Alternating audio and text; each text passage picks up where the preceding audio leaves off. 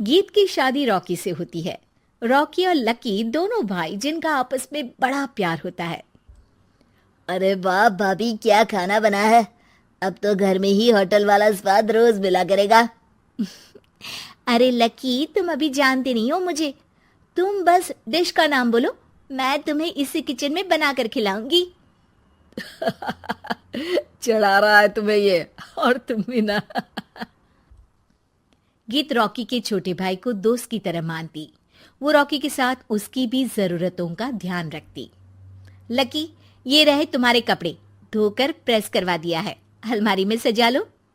अरे रख दो ना भाभी अलमारी में भी। हाँ हाँ, सब भाभी करेगी तो तू क्या करेगा।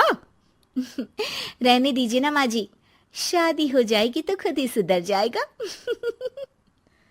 अरे रहने दो यार, तुम दोनों मेरे कपड़े यहीं पे रख दो। एक कपड़े अलमारी में रखने को क्या बोल दिया, शुरू हो गई।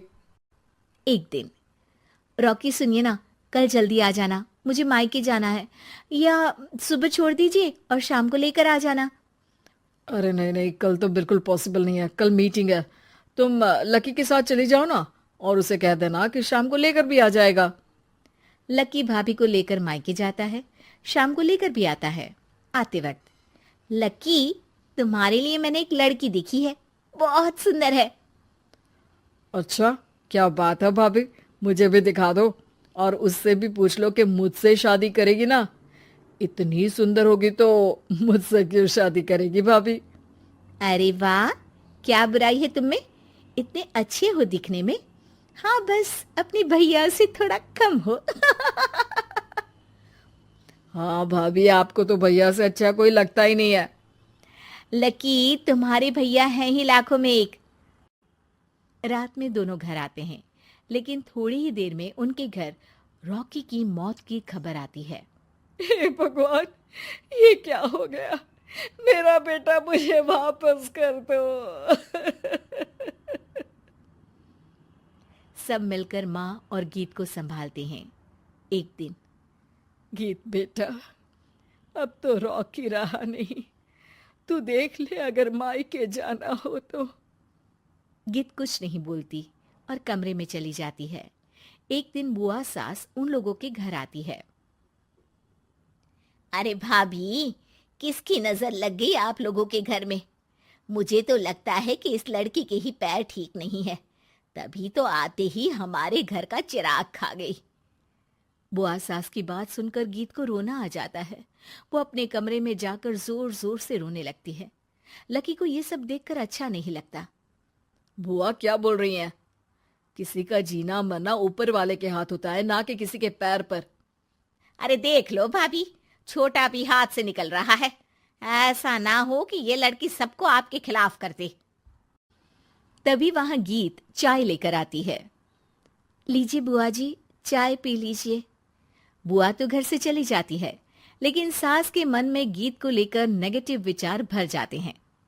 अब देख गीता, बहुत हुआ, यहाँ रहकर भी कुछ नहीं होगा। अच्छा होगा कि अपने मम्मी पापा को बोल के तुझे यहाँ से लेकर जाए।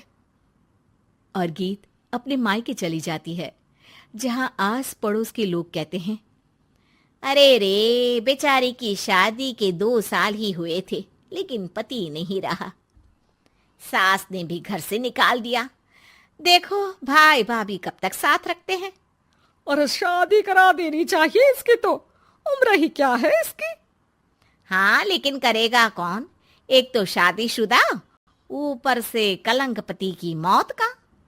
तभी वहां लकी आ जाता है और वो पड़ोसियों की बात सुन लेता है। लकी, तुम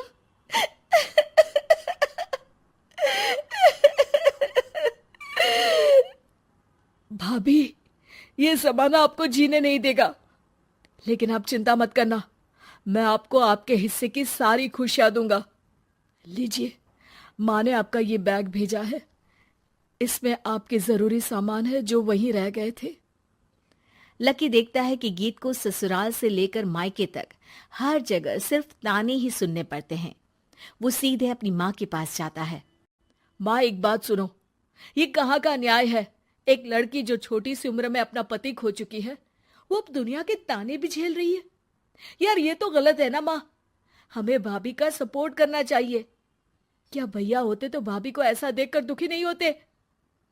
अरे देख लकी, ये समाज ऐसा ही है, और भैया होते तो गीत की ये हालत होती ही नहीं।